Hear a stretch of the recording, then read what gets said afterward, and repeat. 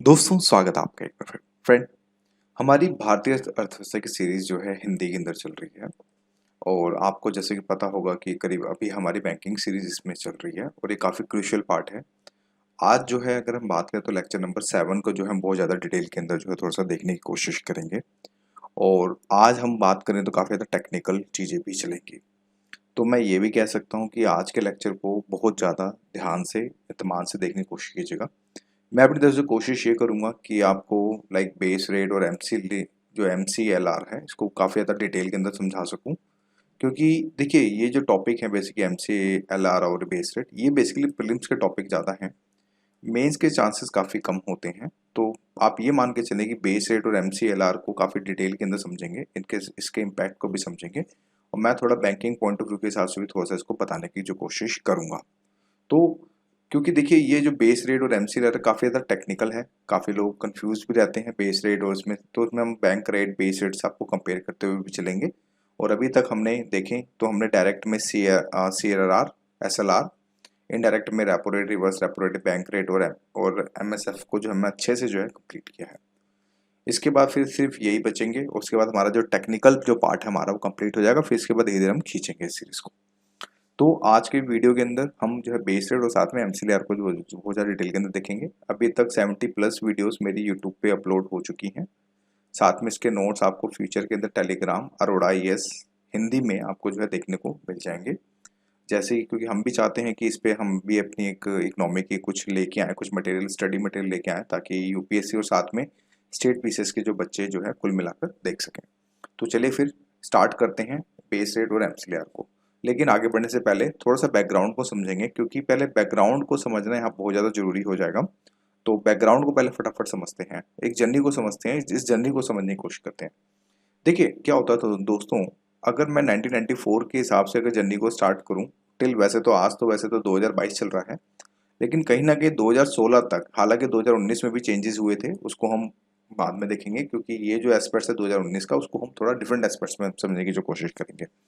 तो हुआ क्या था कि 1994 के अंदर प्राइम लैंडिंग रेट स्टार्ट हुआ था। अभी बताऊंगा, पूरी डिटेल बताऊंगा क्या है क्या नहीं है, सारी एक एक चीज डिटेल के अंदर बात करेंगे। जब इनको ये लगा कि RBI को, हालांकि इसमें अगर बात करें तो इसमें कुछ लगा यार इसमें घपला हो रहा है, सारी चीज़ें हो रही हैं, बैंक्स जो है अपनी मनमानी ज़्यादा कर रहे हैं चीज़ें, मतलब कि बात करें तो इसमें कॉर्पोरेट्स लोगों को काफ़ी ज़्यादा फायदा हो रहा था। तो फिर RBI फिर अगेन एक पॉलिसी लेके आया, मतलब कि भाई 2003 में जो है इसने फिर क्या किया कि भाई बेंचमार्क प्राइम लैंडिंग रेट, जिसको हम BPLR के नाम से समझते हैं, फिर ये लेके आया। इसमें भी कुछ लूप होल्स दिखे, तो उसके बाद फिर बेस रेट लेके आया। बेस रेट के बाद RBI को लगा यार अगेन इसमें भी कुछ लूप होल्स हो रहे हैं, तो इसके बाद फिर जो है 2016 में जो है अगर बात करें marginal cost of fund base landing rate, जिसको हम MCLR कहते हैं, इसके अंदर भी कुछ लूप होल्स देखे। तो 2019 के अंदर अगर बात करें तो एक्सटर्नल बेंचमार्क लेके आया। तो वो सब चीजें हम बाद में देखेंगे। तो यानी कि कहने का मतलब ये है, आप समझो पहले इस चीज को हम क्यों पढ़ रहे हैं ये।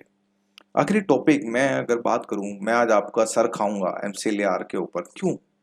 क्योंकि देखिए पहली बात समझना, एक होते हैं पब्लिक बैंक और एक होते हैं प्राइवेट बैंक।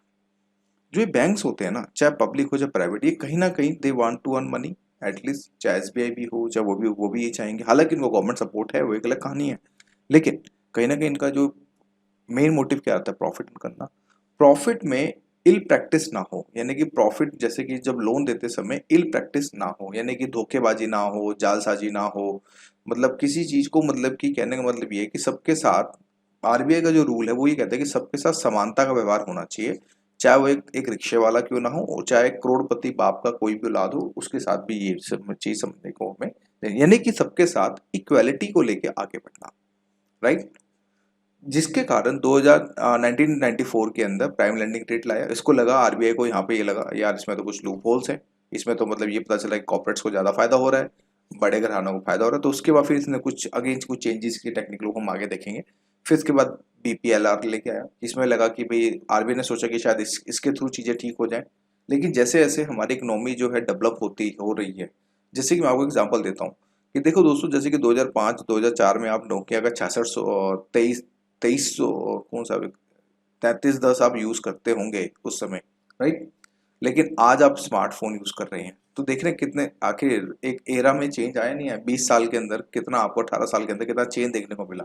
तो सेम इसी की जैसे आरबीआई भी क्या करता है, पॉलिसीज को अपने अकॉर्डिंग टू सिचुएशन के हिसाब से चेंजेस लाने की उसको भी मैंडेटरी हो जाती है। पहले ये होता था कि लोग म्यूचुअल फंड में पहले इन्वेस्ट नहीं करते थे, लेकिन अब क्या है, लोग म्यूचुअल फंड्स में भी इन्वेस्ट कर रहे हैं, स्टॉक मार्केट में भी इन्वेस्ट कर रहे हैं, जिस तरह से ऐप बेस्ड चीज़ें जो ज़्यादा आई हैं। तो उसी की जैसे हालात के हिसाब से ये होता है कि जब चीज़ें चेंज होती हैं तो उसके हिसाब से फिर आरबीआई भी अपनी पॉलिसीज को चेंज करने की कोशिश करता है, ताकि एक इफेक्टिव इन्वायरमेंट जो है, अगर बात करें तो लाइक पीपल्स के अंदर साथ में बैंक्स के रिलेशंस में एक इफेक्टिव इन्वायरमेंट जो है बना सके। तो यही एक रीजन था कि जिसके कारण पहले हमने प्राइम लेंडिंग रेट देखा, फिर उसके बाद बीपीएलआर देखा, फिर उसके बाद बेस रेट देखा, फिर उसके बाद एमसीएलआर देखा, उसके बाद फिर हमने एक्सटर्नल बेंचमार्क देखा, एक्सटर्नल जो इसको लैंडिंग रेट कहते हैं, राइट। 2019 के अंदर जो चेंज हुआ था। तो यानी कि अपने बैकग्राउंड को समझा कि आखिर क्यों हुआ, ये कैसे हुआ। क्योंकि देखिए, जब तक ये चीजें आप नहीं समझ पाएंगे कि मैं पढ़ाता जा रहा हूँ ठीक है एमसीएलआर पर क्या है, क्यों है, कैसे है, एक बैकग्राउंड स्टोरी को आपको कवर यहाँ पे मैंने कराया, राइट। तो इसके बाद दोस्तों फिर यहाँ पर यानी कि अब हम क्या करेंगे, अब हम एक एक करके धीरे धीरे पहले काउंटर करेंगे, पहले बेसिक्स को पहले देखेंगे, क्योंकि देखिए अभी ये बेसिक्स चल रहा है, अभी मैं एमसीएलआर और बेस रेट पे नहीं आऊँ, सिर्फ बेसिक पे आऊँ। पहले पहले बेसिक्स को समझते हैं।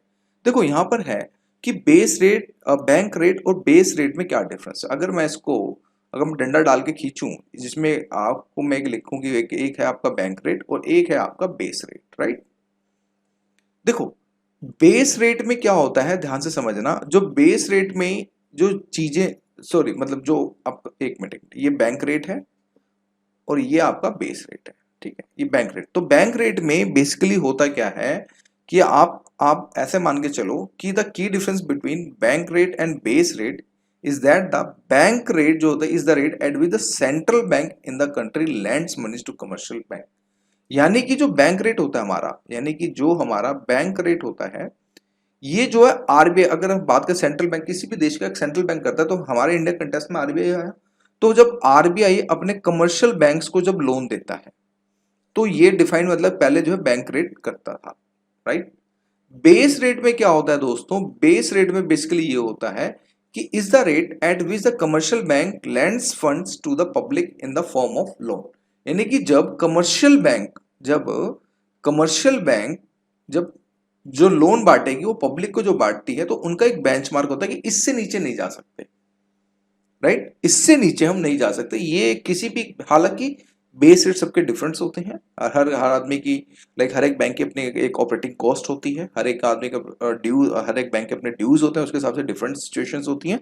तो यहाँ पर यही है कि बेस रेट मतलब इससे नीचे हम लोन नहीं दे पाएंगे, ये हमारा मिनिमम इंटरेस्ट रेट है। यानी कि आप ऐसे मान के चलो कि मिनिमम इंटरेस्ट रेट, कि हाँ भी इससे नीचे हम नहीं जा सकते, ये बैंक के खिलाफ है, अगर इससे नीचे देंगे तो हो सकता है बैंक को घाटा भी हो सके। तो उस कंडीशन के अंदर बेस रेट जो होता है इसमें डिफाइन होता है। यानी कि हमने दो बातें सीखी, एक हमारा बैंक रेट, क्योंकि बच्चों को बहुत ज्यादा कंफ्यूजन होती है दोस्तों इसके अंदर, और बच्चे जो है समझ नहीं पाते हैं। देखो बेस रेट में क्या होता है, जो पैसा लैंड लैंड माने पैसा देना, ठीक है, जब यहां पर कमर्शियल बैंक इसको जब पब्लिक को देते हैं via the loan form, right, loan form के अंदर जब इसको देते हैं। और बैंक रेट का मतलब ये होता है कि लैंड करता है जब आरबीआई जब देता है कमर्शियल बैंक को जब बेसिकली बोले तो उसको जब लोन देता है। यानी कि दो बातें समझ आई। क्योंकि देखिए मैं आने वाले टर्म्स में इन दोनों वर्ड्स का यूज करूंगा, इसलिए मैंने आपको पहले ही एक्सप्लेन किया है कि बैंक रेट और base rate. Bank rate again मेरे साथ बोलो कि बैंक रेट वो होता है जब भाई आरबीआई जो कमर्शियल बैंक को देगा, बेस रेट वो होता है जब कमर्शियल बैंक जो पब्लिक को देगा। यानी कि बड़ा कौन है इसमें, अगर देखा जाए तो बैंक रेट, क्योंकि यहां पर आरबीआई जो है डंडा है। हालांकि चीजें बंद हो गई हैं वो एक अलग कहानी है, लेकिन पहले आप समझो, क्योंकि ये बेसिक के तौर पे हम आगे देखेंगे। इसमें आप देखें, अगर हमें एमसीएलआर अगर हमें निकालना है तो न्यू, जिसको हम बेस रेट कहते हैं, इसमें चार चीजें देखी जाती हैं, और ऐसे ही इसमें भी चार चीजें होती हैं। घबराओ नहीं, अभी इसको एक एक करके सबको काउंटर करेंगे। जस्ट ये है कि इसके कारण हमें बेस रेट और एमसीएलआर को जो समझना पड़ेगा। तो बेस रेट आपको समझ आ गया, जब कमर्शियल बैंक पब्लिक को जब लोन देता है। तो यहां नहीं कि यहां पर एमसीएलआर के अंदर भी पब्लिक टू होता है, हम उसको बाद में देखेंगे, लेकिन हमें ये पता चल गया जब कमर्शियल बैंक जब पब्लिक को जब लोन देता है, यानी कि हम जैसे लोगों को जब लोन देता है, लोन बांटता है, चाहे होम लोन हो, पर्सनल लोन हो, कुछ भी चीजें हो, आपने ऑब्जर्व किया एमसीएलआर के थ्रू ही अब आज के समय होम रेट्स जो है जो होम लोन है उसके रेट सस्ते हो गए ना। तो पहले कहाँ 15%, 20%, अब तो इवन 7-7% पे भी जो है होम लोन प्रोवाइड करा देते हैं। ठीक है, वो एक अलग कहानी है, उस पर आगे बाद में चर्चा करेंगे। तो यानी कि अब बैकग्राउंड स्टोरी, बैकग्राउंड में ये कि पहले हम समझेंगे प्राइम लैंडिंग रेट, इसके बाद समझेंगे बेस रेट। अब थोड़ा डिटेल के अंदर समझेंगे, यानी कि हम कहाँ पे हैं, यानी कि अब ध्यान से समझो। अभी हम यहां पर वापस आए कि 1994 के अंदर जो प्राइम लैंडिंग रेट हम इसको समझेंगे। उसके बाद फिर बेंचमार्क प्राइम लैंड आपका लैंडिंग रेट, जिसको बीपीएलआर के नाम से जो हम समझते हैं, राइट। तो पहले समझते हैं 1994 के सिनेरियो को। 1994 के सिनेरियो को जो हम समझेंगे, यानी कि जिसको हम हिंदी के अंदर प्रधान उधार दर के नाम से भी जो है इसको जाना जाता है। तो देखिए मतलब 1994 में, यानी कि 1994 की बात करें तो प्राइम लैंडिंग रेट को जो है शुरुआत हुई थी। हालांकि इसका जो उद्देश्य था ना दोस्तों, वो ये था कि ये जो मतलब देखिए क्या होता था कि आप ऐसे समझे कि मान लीजिए दो तरह के कस्टमर है, एक नॉर्मल है, एक मान लो वीआईपी कस्टमर है, मान लो काफी करोड़पति है। भाई नॉर्मल को तो मान लो ये 10% के हिसाब से दे रहे हैं, लेकिन वीआईपी का कस्टमर को बोल रहे हैं कि नहीं सर हम आपको 5%, 6% पे भी दे देंगे। तो आपने देखा कि यहाँ पर इक्वालिटी को लेके, यानी कि समानता को लेकर यहाँ पर ऊपर नीचे कर दिया गया। यानी कि यहाँ पर रसूखदारों का बोलबाला सबसे ज्यादा इंटरेस्ट रेट को लेके होता था। आपने स्कैंडल्स, स्कैम्स भी देखे थे कि किस तरह से जो कॉर्पोरेट्स घरानों को काफी बड़ा अमाउंट, काफी मोटा अमाउंट जो है दे भी देते थे, क्योंकि उनको रेट ऑफ इंटरेस्ट की वजह से, कम रेट ऑफ इंटरेस्ट भी अगर बात करें कम रेट ऑफ इंटरेस्ट पे, लेकिन कुछ मतलब कि कुल मिला के जब टोटल रेट ऑफ इंटरेस्ट आता था तो उसमें उनको फायदा होता था बैंक वालों को। तो कहीं ना कहीं इससे ये होता था कि जो कमर्शियल बैंक होते थे वो पार्शलिटी ज्यादा करते थे एक पुअर और वर्सेस रिच में। यानी कि पार्शलिटी का मतलब यानी कि यहाँ पर भेदभाव ज्यादा करते थे पुअर और साथ में रिच के साथ, राइट। ये हुआ, तो जिसके कारण यहाँ पर ये लोग जो ये प्राइम लैंडिंग जो रेट था वो कहीं ना कहीं सबसे विश्वसनीय ग्राहकों को ऋण देने के लिए तैयार कर। देखो सबसे विश्वसनीय का मतलब यहाँ पे यही होता है कि मान के चलो कि वीआईपी लोग जिनके अकाउंट में करोड़ों रुपए, उनको लोन चाहिए, हाँ दे दो, कोई दिक्कत नहीं है, सब हो जाएगा, सब बढ़िया हो जाएगा, ऐसे इस हिसाब से। तो यह वह न्यूनतम दर होती थी जिस पर बैंक अपनी सभी लागतें, लागतें का मतलब जो भी इनकी ऑपरेटिंग कॉस्ट होती है, जो सभी लागत होती है, लागत का मतलब एक खर्च होता है। लागत को ऐसे समझो कि जैसे कि मान लो आपके फादर हैं, मान लो किसान हैं, जब आप उसमें बीज डालोगे, फर्टिलाइजर डालोगे, पानी छोड़ोगे तो उसके पैसे लगते हैं, तो ये सब आपकी लागत होती है।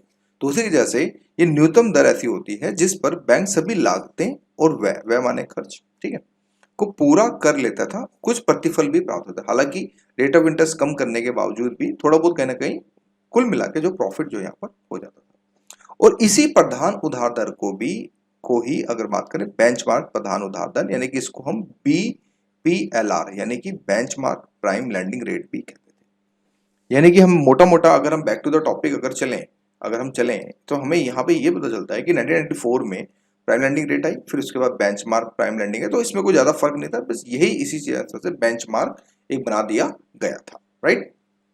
फिर इसके बाद एक आता है बेस रेट। बेस रेट हालांकि मैं आपको पहले बता चुका हूं, लेकिन 2010 से लेके 2016 के बीच में बेस रेट का बोलबाला ज्यादा रहा, ताकि आरबीआई ये चाहता था कि सबके साथ इक्वालिटी आए, सबके साथ समानता व्यवहार किया जाए, मतलब भेदभाव की स्थिति ना रहे, राइट। तो उसमें फिर इसके बीच में बैंकों से लिया गया जो ऋण, जो आधार दर पर जो दिया जाता था, यानी कि जो बैंकों से जो भी लोग लेते थे तो उसको फिर हम एक तरह से जो भी ऋण लेते थे उसको बेस रेट के तौर पे कन्वर्ट किया जाता था।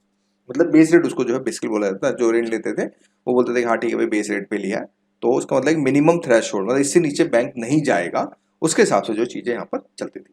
तो भारतीय रिजर्व बैंक ने पीएलआर आधारित उधार देय प्रणाली के स्थान पर जुलाई 2010 से आधार वर्ष प्रणाली को लागू किया, राइट।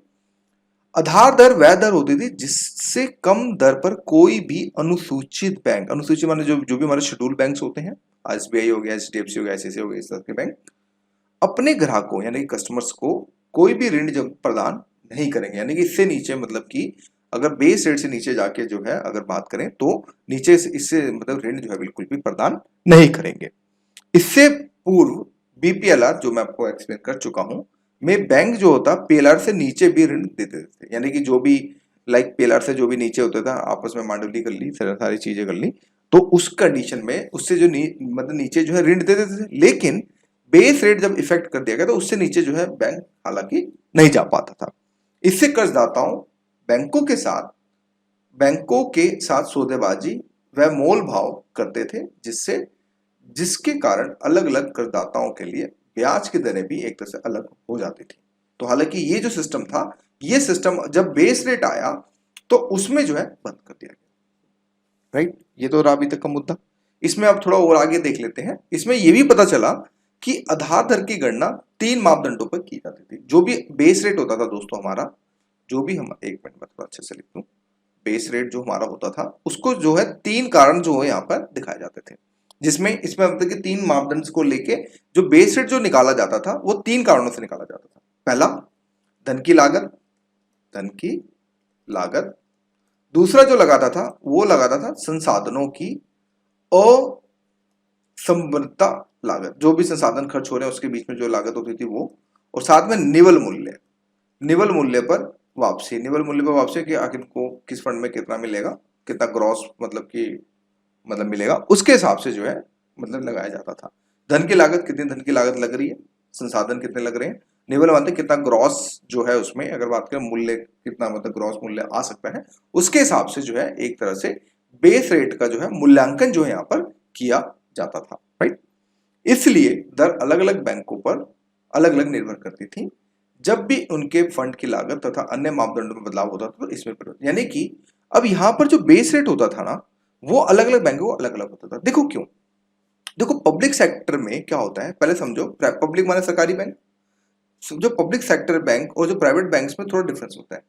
यहाँ पर ऑपरेटिंग कॉस्ट जो पब्लिक सेक्टर की ज्यादा होती है, यानी कि ज्यादा होती है, वहीं पर प्राइवेट बैंकों की ऑपरेटिंग कॉस्ट थोड़ी सी कम होती है। क्यों, ज्यादा स्ट्रेच करते हैं, काम ज्यादा करते हैं, टारगेट ज्यादा होते हैं उनको, ऑफ कोर्स अगर जब तक प्रॉफिट नहीं होता कैसे भाई ये सैलरी कोई जो है डिस्ट्रीब्यूट करेगा। लेकिन पब्लिक बैंक का क्या, काम करो ना करो सैलरी तो आई जाएगी अकाउंट में। तो उसी चीज को लेके यहां पर ऑपरेटिंग कॉस्ट जो होती थी इसलिए कम होती थी, तो जिसके कारण जो बेस रेट होता था वो कहीं ना कहीं प्राइवेट बैंक्स का थोड़ा सा कम होता था और गवर्नमेंट बैंक्स का थोड़ा सा ज्यादा हमें जो है देखने को मिलता था। अब समझो, इसके बाद एमसीएलआर आया। राइट, आया, लेकिन क्यों आया, होता ये था इसके पीछे, अब समझो इस कंसेप्ट को कि देखो बेस रेट से जब हम एमसीएलआर पे गए, क्यों गए, क्वेश्चन ये भी है ना दिमाग में, कि हालांकि हमने बेस रेट से हमने चीजें एक समान कर दी कि भाई कोई भी अमीर हो गरीब हो सेम बेस रेट पे जो है लोन मिलेगा, जो है सारी चीजें। लेकिन एमसीएलआर पे ये फायदा हुआ कि आरबीआई जब क्या होता था कि जब आरबीआई बैंक रेट घटाती थी, आरबीआई जब बैंक रेट घटाती थी तो उसमें एमसीएलआर में मतलब कि जब आरबीआई जब बैंक रेट घटाती थी तो ये बेस रेट जब जो दर घटा दे दी उसी पे ये लोग चार्ज करते थे। तो जिस वजह से गवर्नमेंट बैंक आरबीआई को ये लगा कि भाई ये तो कहीं ना कहीं ना मतलब इंसाफी जो है कस्टमर के साथ हो रही है, क्योंकि आरबीआई बैंक ये चाहता था कि भाई अगर रेट घटा रहे हैं तो उसका लाभ जो है कस्टमरों तक भी जो है पहुंचना चाहिए। तो जिसके कारण एमसीएलआर यानी कि नई टर्मिनोलॉजी जो हमारी तरफ से मार्जिनल कॉस्ट जो हमारी लैंडिंग फंड है उसके तौर पे जो हमें देखने को मिलती है। तो पहले हम बेस रेट को थोड़ा और डिटेल में समझ लेते हैं कि बेस रेट एक तरह से रिजर्व बैंक इंडिया निर्धारित करता है, जैसे कि मैंने आपको पहले बता दिया है। इसका अर्थ है आधार दर। बेस रेट के रूप में रिजर्व बैंक एक ऐसी न्यूनतम दर तय करता है जिससे कम पर कोई भी कमर्शियल बैंक जो कोई भी लोन जारी नहीं कर सकता। बेस रेट सभी बैंकों पर एक तरह से जो अगर बोले तो लागू होती है, और यानी कि हर बैंक के लिए बेस रेट एक तरह से समान हमें देखने को मिलता है। राइट, अब आते हैं सीमांत निधि लागत पर आधारित उधार दर, यानी कि जिसको हम कहते हैं marginal cost of fund base landing rate, जिसको हम शॉर्ट फॉर्म में एमसीएलआर कहते हैं। ये एमसीएलआर क्या है, ये खुद एक कमर्शियल बैंक तय करता है। यानी कि जो एमसीएलआर है ना, अब ध्यान समझ रहा हूं, वहां पर बेस रेट को कौन करता था, आरबीआई, सॉरी मतलब यहां पर आप देखें तो कहीं ना कहीं जो बेस रेट होता है वो रिजर्व बैंक इंडिया यानी कि आरबीआई ही करता था। यहां पर एमसीएलआर की बात करें तो ये जो अगर बात करें तो ये कहीं ना कहीं खुद जो है बैंक्स ही जो है डिफाइन करते हैं, यानी कि बैंक ही इसको जो है इस रेट को जो डिफाइन करेंगे अपने हिसाब से, उनकी अपनी खुद की कॉस्ट होती है, कुछ सारी चीजें होती है, उसके वो टेक्निकल पॉइंट्स हैं, वो हम 4 पॉइंट्स हैं, उसको हम अब भी थोड़ा देर में समझेंगे। तो यानी कि हमें ये पता चला कि एमसीएलआर रेट जो है खुद कमर्शियल बैंक जो तय करता था, यानी कि यह भी ऐसी न्यूनतम दर होती है जिस पर कम पर वह बैंक कोई लोन जारी नहीं करता। यानी कि एमसीएलआर को एमसीएलआर से नीचे मतलब कि बैंक जारी नहीं कर, यानी कि मोटा मोटा ऐसे समझो यार, बेस रेट को रिप्लेस करके एमसीएलआर में कन्वर्ट करते हैं। एमसीएलआर में ये होता था कि इससे भी नीचे जो बैंक नहीं जा सकता है, इससे नीचे अगर मान लो 6% कर दिया एमसीएलआर, तो 6% तो मिनिमम देना ही होगा। इससे नीचे मतलब कि यानी कि 5.9% नहीं करेगा, चाहे कोई भी एक्सट्रीम कंडीशन हो जाए, लेकिन 6% जो मिनिमम जो एमसीएलआर अगर तय कर दिया किसी बैंक ने, तो उससे नीचे वो बैंक जो है मतलब कि लोन नहीं देगा। हर बैंक अपनी जो एमसीएलआर खुद तय करता है, जिसका उसका पालन जो करता है। इसलिए हम देखते हैं कि हर बैंक की एमसीएलआर दर अलग अलग होती है। प्राइवेट बैंक्स और जैसे कि प्राइवेट बैंक्स और पब्लिक बैंक में जिस तरह से एमसीएलआर की दर अलग अलग हमें जो है देखने को मिलती है। इसमें अगर हम बोले तो इसमें यह देखने को मिलता है कि रिजर्व बैंक ने व्यापारी बैंकों द्वारा उधार देने हेतु नई दर को अपनाया, जिसे 1 अप्रैल 2016 को जो है प्रभावी है। और ये कहीं ना कहीं एक तरह से व्यापारिक बैंक यानी कमर्शियल बैंक का एक तरह से इंटरनल बेंचमार्क है। इंटरनल बेंचमार्क हमें जो है देखने को मिलता है, जिसका पुनर्निर्धारण 1 वर्ष या उससे कम अवधि के लिए, यानी इसका जो दोबारा से जब होगा तो उसको 1 ईयर के अंदर जो इसको रिव्यू किया जाता है। सभी बैंक जो होते हैं प्रत्येक माह में पहले से घोषित तिथि को विभिन्न परिपक्व अवधि वाली अपनी एमसीआर की समीक्षा करते हैं और उन्हें जारी करते हैं। यानी कि सभी बैंक अपने हर प्रत्येक माह मतलब हर महीने अपने एमसीआर की करते हैं कि हाँ भाई अकॉर्डिंग टू सिचुएशन कि जिस तरह से इन्फ्लेशन डिफ्लेशन का टाइम चल रहा है उसके हिसाब से जो है एमसीएलआर को जो है डिफाइन यहाँ पर करते हैं, राइट। इसी आधार दर की जगह पर अब बैंक जो एमसीएलआर का इस्तेमाल कर रहे हैं, इसकी गणना धनराशि की सीमांत लागत, आवधिक प्रीमियम, संचालन खर्च और नकदी भंडार, इसको हम आगे थोड़ा एक्सप्लेन करेंगे, no need to be worry, अनुपात को बनाए रखने की लागत के आधार पर जो है तय की जाती है। बाद में इस गणना के आधार पर जो है लोन दिया जाता है और यह आधार वर्ष से सस्ता होता है। इस वजह से होम लोन जैसे जो लोन्स थे वो इससे लागू होने के बाद से काफी ज्यादा हमें जो है सस्ते जो हमें देखने को मिल रहे हैं। यानी कि मोटा मोटा अगर हम देखें तो बेस रेट और एमसीएलआर के रेट में संबंध हमें क्या देखने को मिला, क्योंकि देखो यहां से यूपीएससी या स्टेट सिविल सर्विस के जो होते हैं वो क्वेश्चन जो है बेसिकली अगर बात करें तो बनाया जा सकता है, लेकिन इसको हम अगली वीडियो में देखेंगे। तो बेस रेट और एमसीएलआर रेट में क्या संबंध है इसको हम थोड़ा आगे समझेंगे। तो यानी कि ये जो टॉपिक है 2 टॉपिक में जाकर डिटेल के अंदर। सो अभी के लिए इतना ही।